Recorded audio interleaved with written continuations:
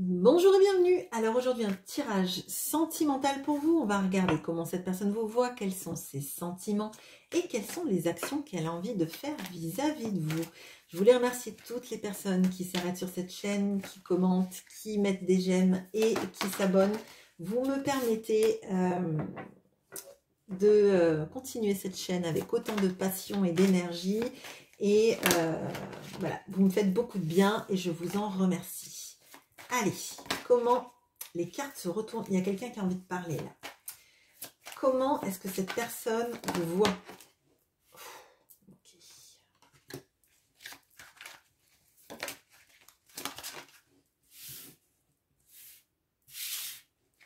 Quels sont ses sentiments? Oui, alors là, ou alors je suis extrêmement maladroite, mais normalement ça va. Et quelles sont les actions?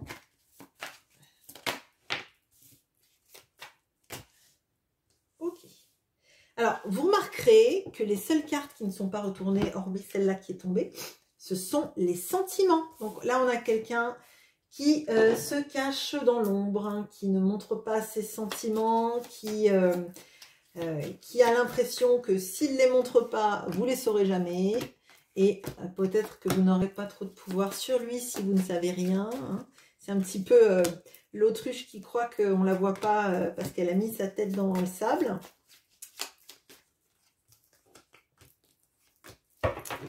Allez, on va regarder tout ça. Bon, alors, comment est-ce qu'il vous voit? On a le cavalier d'épée et le temple.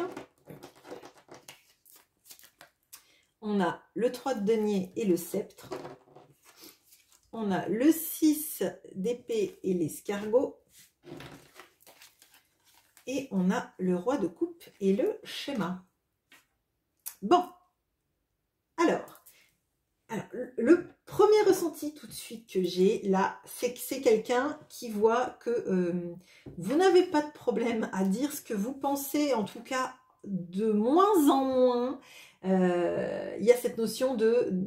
Bah, si j'ai quelque chose à dire, je préfère le dire que le garder à l'intérieur de moi, parce que j'aurais peur que ça pourrisse mes énergies, ça pourrisse tout ce que je suis à l'intérieur. Et en fait, on a quelqu'un qui n'aime pas forcément tout ce que vous lui dites, hein, parce que ça le fait bosser sur son intériorité, ça le fait bosser sur des remises en question qu'il pourrait avoir. C'est confrontant pour lui, clairement. Là, on a quelqu'un qui, effectivement, qui vous voit. Alors moi, j'ai vraiment l'impression du combat de la vérité. Hein, et à quel point c'est important pour vous d'exprimer votre vérité, d'exprimer les choses que vous ressentez, de ne pas laisser les choses pourrir. Bon. Donc, si vous ressent comme ça, potentiellement, c'est parce qu'en face, lui, il n'est pas trop comme ça. Hein. On aurait plutôt quelqu'un qui dirait pas les choses et qui laisserait tout à l'intérieur, quitte à ce que ça pourrisse, que ça lui fasse des maux d'estomac, des douleurs, etc. Bon. On a, pardon, avec le 3 de denier et le sceptre, cette notion de... vous êtes capable de tirer le meilleur des gens autour de vous. Il y a quelque chose sur le fait d'aider les gens, donc déjà peut-être à collaborer, mais d'avoir l'impression, vous voyez, il y a une sorte de... Ils travaillent tous ensemble, chacun a sa tâche, mais ensemble, ils font quelque chose de plus grand, de plus abouti, et chacun apporte son domaine de compétences. Et moi, j'ai l'impression que vous êtes quelqu'un qui permettez d'être un révélateur de tout ça. Comme de permettre aux gens d'exploiter leur capacité, d'exploiter leur potentialité. Et en fait, ça vous fait du bien de voir que par votre intermédiaire ou grâce à ce que vous faites, les gens se sentent plus à l'aise d'être eux-mêmes, plus à l'aise de faire des choses, plus à l'aise d'avoir des ambitions. C'est comme si vous les aidiez à être un meilleur eux-mêmes, je dirais. Bon. Il voit aussi que vous êtes quelqu'un qui est capable de quitter une situation insatisfaisante. Alors, ça sera d'autant plus vrai pour les personnes qui, par exemple, ont quitté un mariage ou une union en emportant avec eux leurs enfants. pour fuir la toxicité, pour fuir quelque chose. Il y a quelque chose de d'aller trouver ailleurs un environnement sécuritaire pour ses enfants, sécuritaire pour sa vie, et ne pas rester dans un à peu près ou dans une situation peut-être même dangereuse. Bon. Et à côté de ça, lui, il a l'impression qu'il n'est pas capable de faire ce genre de choses. Vous voyez, on a cette notion du sidecar, et à côté de ça, on a l'escargot. Et moi, j'ai l'impression que tout ce que vous avez fait dans votre vie, de prendre votre vie en main, de quitter peut-être un foyer, un mariage, une situation de vie, peut-être même un pays, hein, votre autre, on s'en sent pas en tout cas capable. On a quelqu'un qui sait que pour lui, pour prendre des décisions aussi radicales que celles que vous avez pu prendre dans votre vie, lui n'en est pas capable, ou il se dit que ça lui prendrait trop de temps de rentrer dans les mêmes énergies que vous. Bon. Il vous voit également comme quelqu'un qui n'a pas peur de ses sentiments, qui n'a pas peur de ressentir les choses, qui n'a pas peur de les exprimer, de les laisser vibrer à l'intérieur de vous. Et ça, c'est quelque chose qui l'étonne énormément, parce que vous sortez du lot. Vous sortez du moule, vous ne ressemblez pas aux autres personnes qu'il a pu connaître dans sa vie. Moi, j'ai l'impression qu'effectivement, c'est comme s'il était avec une armée de clones, et que vous êtes, je sais, inégalé, vous êtes celle qui sort de la chaîne. C'est comme ça que je le ressens. Vous cassez la chaîne, vous cassez son image de finalement tout le monde fonctionne comme ça, tout le monde est Je crois que il a vécu toute sa vie avec des personnes qui fonctionnaient de la même façon, qui avaient les mêmes choix de vie, les mêmes fonctionnements, les mêmes finalités, et vous, pas du tout. Vous n'hésitez pas à dire votre vérité, vous n'hésitez pas à partir d'une situation si vous la sentez toxique, faire des choses qui vous mettent peut-être dans le mal pendant quelques temps, mais finalement c'est pour un meilleur avenir. Vous n'avez pas, vous avez comme seule envie et plaisir finalement de voir que les gens évoluent et se sentent mieux à votre contact, et que c'est même pas égotique, que c'est même pas dans le but de vous dire ah attends je suis la meilleure, c'est pas ça. Vous n'avez pas peur de vos sentiments, vous n'estimez pas que vos sentiments sont une faiblesse, et vous ressemblez pas aux gens qu'il connaît. Alors je pense qu'il est extrêmement intrigué par qui vous êtes. Après peut-être que vous n'allez pas vous reconnaître vraiment, c'est comme ça que lui vous voit. Si vous vous reconnaissez, ça veut dire quand même qu'il y a beaucoup de choses qui passent énergétiquement pour qu'il l'ait bien ressenti, ou alors que vous vous êtes confié, tout simplement.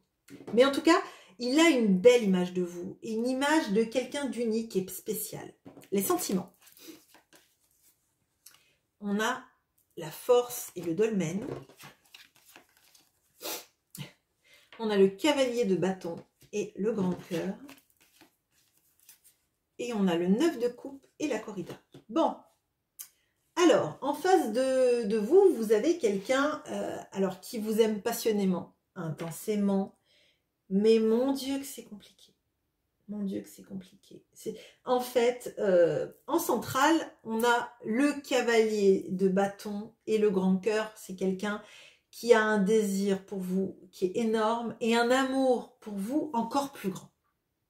On a quelqu'un qui est passionné par vous, le grand cœur dans l'oracle d'Izawa, c'est le grand amour. C'est l'amour qui est une évidence. D'accord ? C'est une évidence et ça ne se contient pas. En théorie, ça ne se contient pas. Cependant, on a quelqu'un d'extrêmement torturé face à vous. On a quelqu'un qui essaye de dompter en lui tout ce qu'il ressent. Vous voyez, là, on a le même arc entre la force et le 6 d'épée. Le 6 d'épée qui représentait pour moi ce qu'il voyait de vous, de votre capacité à quitter des schémas de vie que vous avez quittés, vous avez pu divorcer, vous avez pu vous séparer, vous avez pu quitter un pays, vous avez pu quitter des situations dangereuses pour vivre, même si vous êtes passé par des moments difficiles où il a fallu tout remettre en place. Lui, il ne se sent pas capable de quitter son schéma de vie. Clairement, là, on a quelqu'un qui fait tout pour rester dans sa zone alors, de confort, de sécurité, je dirais, sa zone habituelle, auprès de personnes qui se ressemblent toutes. Et pour lui, c'est insurmontable. C'est insurmontable d'avoir assez de force pour lutter contre ça. C'est insurmontable. On a le dolmen. Le dolmen, c'est l'obstacle suprême dans l'oracle d'Isawat. Et il ne se sent pas capable de quitter ses schémas de vie. Il ne se sent pas capable. Il se dit qu'il n'aura jamais la force de quitter la manière dont il vit. Que ce soit avec quelqu'un ou que ce soit dans des schémas de vie. Par exemple, un éternel célibataire ou quelqu'un qui fait la bringue tout le temps et qui ne veut pas créer de famille, etc. Bon. On a quelqu'un qui sait que vous êtes son plus grand souhait, son plus grand rêve et que vous matchez vraiment avec ça. Mais ça lui fait mal de le conscientiser, ça lui fait mal de l'imaginer, peut-être parce que justement il sait qu'il n'a pas la force de vous rejoindre, qu'il n'a pas la force de tout quitter pour vous, qu'il n'a pas la force de faire les mêmes choses que vous avez fait, avec peut-être d'ailleurs moins de conséquences. Bon, là, alors je dirais que c'est assez moche, hein, parce qu'avec ce central-là, on a quelqu'un qui sabote clairement votre relation et qui sabote clairement tout l'amour qu'il a par toutes ses pensées limitantes, toutes ses contraintes plutôt imaginées qu'autre chose. Alors, j'ai pas d'indication là si c'est pour des motifs d'argent, etc. Là, clairement, en fait, pour moi, il se sent incapable de quitter sa vie. Il se sent pas capable de quitter ses situations de vie, tout simplement. Hein. Mais et ça lui fait du mal de sentir qu'il est loin de vous ou qu'il peut pas vivre cet amour avec vous complètement. Alors que cet amour-là est magnifique, le grand cœur et le cavalier de bâton, il a envie d'être près de vous, il a envie de vous toucher, il a envie de vous dire qu'il vous aime, mais alors clairement, il n'est pas capable de faire, en tout cas dans ses sentiments, il n'est pas capable de lutter contre son sabotage total de la relation. Bon, les actions maintenant.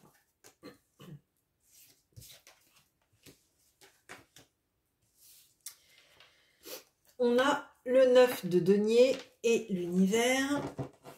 On a le 4 de bâton et la maladie. Et on a l'as de coupe et l'éclipse. Alors, bon, on a quelqu'un là... on a clairement quelqu'un qui essaye de vous attirer à lui, d'avoir des bribes de vous dans sa vie. C'est comme si il vous disait je veux bien que tu sois dans ma vie, mais au moment que j'ai décidé, comme je l'ai décidé, selon mes propres règles, j'aimerais que tu communiques, j'aimerais que tu sois disponible quand moi j'en ai besoin, envie, que c'est le bon moment pour moi, que c'est entre le 28 février à 17h30 et le 28 février à 22h30, mais faut pas qu'on se voit les jours impairs, les jours de pleine lune, les jours de nouvelle lune, les jours où il pleut à partir de 17h30, etc. En fait, c'est quelqu'un qui se met énormément de contraintes, qui aimerait pouvoir vous attirer à lui de la manière dont il le veut, quand il le veut, comme il le veut, selon son propre schéma de pensée, d'action, etc. Bon, là on peut avoir quelqu'un qui peut vous paraître peut-être parfois à certains moments lunatique. En fait, je pose des actions, je me rétracte, je fais en sorte de te laisser des indices pour que tu m'écrives, mais je te réponds pas. Ces genres de choses. Là, on a une sorte de loi d'attraction avec laquelle il essaye de jouer ou de vous attirer à lui, mais faut que ça tombe quand il veut et comme il le veut. Bon. On a quelqu'un, effectivement, là je vous disais, c'est une sorte de loi d'attraction avec l'univers et tout ça, et là j'ai un peu l'impression, il vous manifeste, mais il faut que ça reste en fait comme il le veut lui en fait, selon ses codes, selon son prisme, selon sa manifestation, et en fait ça le rend malade parce que c'est comme si maintenant, alors moi l'impression que j'ai, c'est que ça a marché pendant longtemps, ça. Ça a marché pendant longtemps, les petits messages, et vous y répondiez, et vous étiez plutôt en attente de ça, plutôt, il arrivait à vous manifester un peu comme il voulait, à un certain moment, en tout cas, et maintenant, il n'y arrive plus. Maintenant, il n'y arrive plus, il y a quelque chose qui fait que, il vous écrit, bah, des fois, vous n'avez pas envie de répondre, donc vous ne répondez pas. Ou, il pense à vous, il pense à vous, il pense à vous, et ben en fait, vous n'écrivez pas. Comme s'il essayait de vous attirer, mais que ça ne marchait plus. Qu'il y avait quelque chose qui était cassé et ça le rend malade. Et il n'arrive pas à comprendre et ça l'obsède, ça l'obsède, ça l'obsède, ça l'obsède. Bon. Et on a cette as de coupe là et l'éclipse. Et j'ai l'impression que plus le temps passe, plus en fait, l'amour qu'il a pour vous, ça éclipse tout le reste dans sa vie. Et ça devient un petit peu... comme une pensée obsédante, mais qui éclipsait tout le reste. Vous voyez, là, on a dit que c'était quelqu'un qui voulait pas sortir de ses conditions de vie, ses schémas de vie, sa façon de vivre sa vie.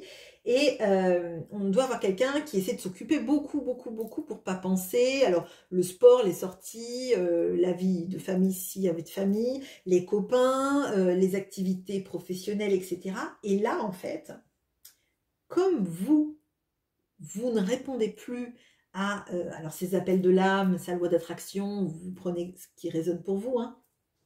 Mais j'ai l'impression que ça prend une place de folie, tout cet amour. Ce grand amour, hein, le grand cœur, hein, l'as de coupe, c'est le grand cœur. Ça prend tellement de place qu'il n'en peut plus et que ça éclipse tous les pans de sa vie et que rien n'a de saveur, rien n'a de goût. Alors là, maintenant, j'aimerais voir ce qu'il va faire vraiment, parce que là, on voit qu'il est extrêmement insatisfait de ce qui se passe. Ça le rend malade de ne pas essayer de vous attirer. Alors lui, en gros, il fait quoi ? La manifestation encore, mais oh là là. Ça serait bien qu'il arrête de faire joujou avec la loi de l'attraction et qu'il essaye de faire des actions, en fait. Bon, on a toujours quelqu'un là qui tente, qui retente. Alors là, c'est un peu plus fort parce que c'est un arcane majeur, on a le magicien, mais il tente de vous attirer à lui. Clairement, il tente de vous attirer à lui avec ce magicien. Et de vous faire rentrer dans ces petites cases, dans ces petites boîtes. Il voudrait en fait que les choses reviennent en arrière à une période où quand il vous écrivait des messages, dans la seconde, il avait une réponse. Enfin, oui, je ressens, c'est des choses comme ça. C'est il écrit, il parle, et ben tout de suite vous étiez là parce que en fait, vous avez un tel amour et une telle envie que ça réussisse. Que vous étiez disponible à son attraction. Et là, maintenant qu'il voit pas que ça marche pas par les anciens cheminements, on va dire, il essaye encore plus fort. Il y va plus fort. Il met plus d'énergie là-dedans. Et je crois qu'on a quelqu'un qui va se vider là. Il va se vider de son énergie parce que moi, j'ai l'impression qu'à un moment donné, la loi de l'attraction, les pensées, les petits messages qui servent à rien, qui sont pas suivis d'action, vous en voulez plus. Et vous en pouvez plus. Et c'est insatisfaisant et ça ne représente pas une relation de couple. Donc voilà, là, on n'a pas quelqu'un, pour l'instant en tout cas, qui fait grand-chose. On a quelqu'un qui essaye de vous attirer à lui comme un fou et qui voit que ça ne marche plus. Voilà ce que j'ai pour vous. Je vous souhaite une très bonne journée. À bientôt.